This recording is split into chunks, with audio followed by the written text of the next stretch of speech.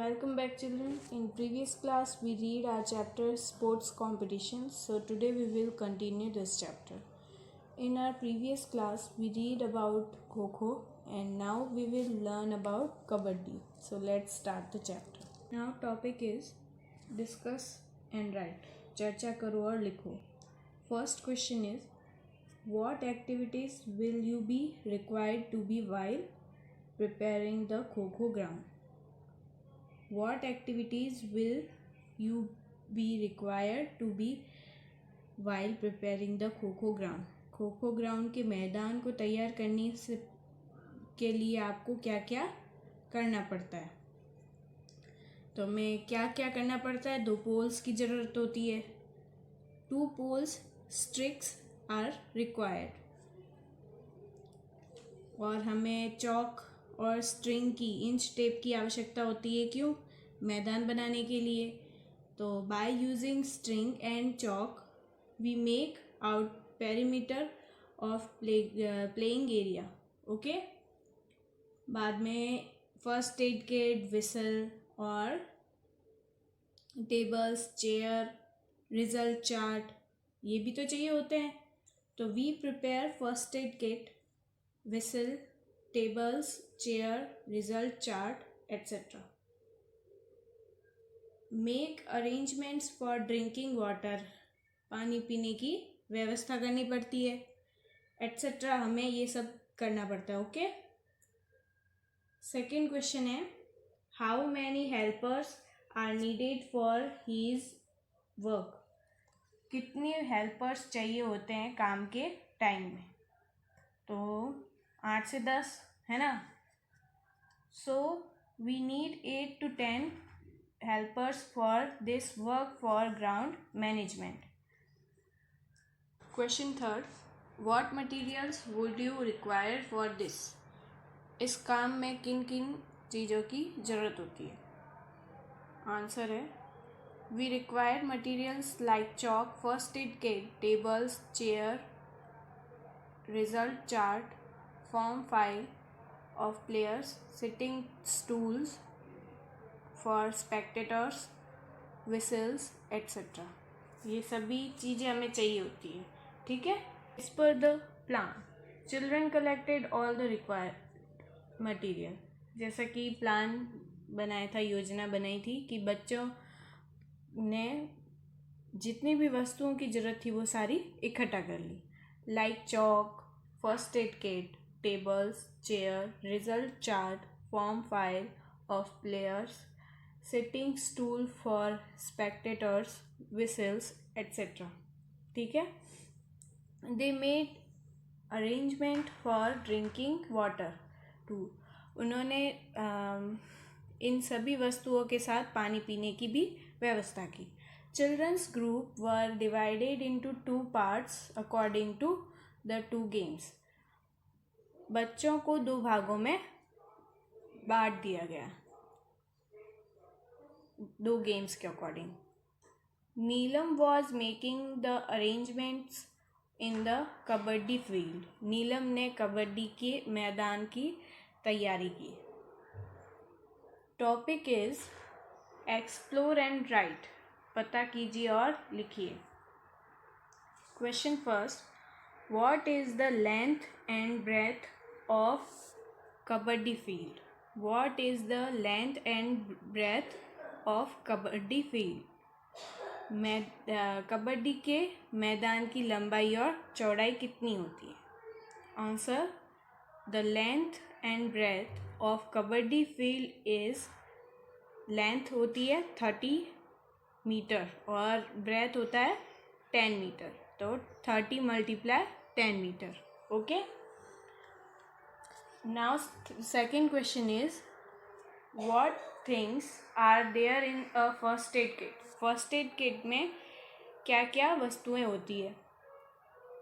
ऑइलमेंट्स, cotton, bandage, cotton means रुई, disposal gloves जो एक बार यूज़ किए जाते हैं, यूज़ एंड थ्रो वाले, रोल्ड बैंडेज, सीज़र, कैंची, स्टिकी टेप चिपकने वाली टेप, मेडिसिन्स दवाइयाँ, एंटीसेप्टिक क्रीम्स, etc.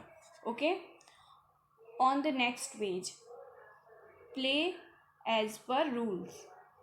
नियम के अनुसार खेलना.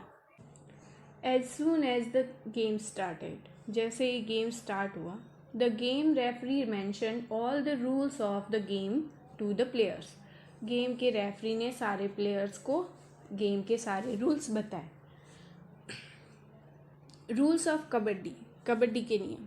The players given the turn will utter kabaddi kabaddi without releasing his breath. जिस प्लेयर की टर्न बारी होती है वो बिना सांस तोड़े, मतलब लगातार पूरा पूरा बोलता है कबड्डी कबड्डी कबड्डी. ठीक है. The player has to cross the touch line और else the players will be considered out. उसे टच लाइन को पार करनी है वरना वो प्लेयर आउट हो जाएगा. Now third point is next line is bonus line. अगली लाइन है वो बोनस लाइन है. Crossing it by one leg with the other leg lifted even a little bit in air will earn additional 1 point. उसको एक पैर है वो पार करते ही दूसरा पैर हवा में अगर वो उठा ले थोड़ा भी तो उसे एक और पॉइंट एक्स्ट्रा मिल जाएगा. Okay. Now fourth point is during this the number of players of opponent team. Opponent team means होता है प्रतिद्वंदी टीम, सामने वाली टीम. The players touches. इस दौरान, इस ड्यूरिंग मतलब दौरान, जिसमें प्लेयर्स छू ले लाइन को. ठीक है. And then it able to cross the middle line. और मिडल लाइन के लाइन तक नहीं पहुंच पाता है. Those many points will be earned by the players team. तो उसके पॉइंट्स उसे टीम को मिलेंगे. इसका मतलब है इस दौरान जितने भी खिलाड़ियों को वो छू लेता है और बाद में मिडिल लाइन को टच कर लेगा तो उतने ही पॉइंट्स उसकी टीम को मिलेंगे. Now fifth point is if the player is caught. अगर प्लेयर पकड़ा गया and fails to reach the middle line, और मिडिल लाइन तक पहुंच नहीं पाता है, the players will be considered out. तो वो प्लेयर क्या हो जाएगा? आउट माना जाएगा. And points will be given to opponent team. तो सामने वाली टीम को पॉइंट्स मिलेंगे. Okay. Now sixth point is the player who are out in kabaddi will come back to their group in the same order in which they were out. मतलब कबड्डी में out जो players हुए हैं उसका ऑर्डर क्रम में वापस पाले में आएगा. उस जिस ऑर्डर में आएगा आउट हुए थे उसी ऑर्डर में वापस आएंगे. मतलब पहले जो प्लेयर्स आउट हुए वो पहले आएंगे और जो बाद में आउट हुए वो बाद में.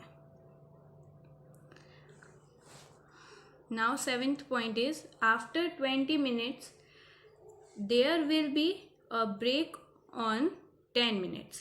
20 मिनट के बाद में एक ब्रेक होगा 10 मिनट का. ठीक है. After the break the game will be continue for 20 minutes more. 10 minute के ब्रेक के बाद फिर 20 मिनट का गेम कंटिन्यू रहेगा. Eighth point, the team that earn more points will be the winner. जिस टीम ने ज़्यादा पॉइंट्स स्कोर किए हैं वो जीत जाएगी. So today we end our lecture here. Next topic of this chapter we will read in my next video. Thank you.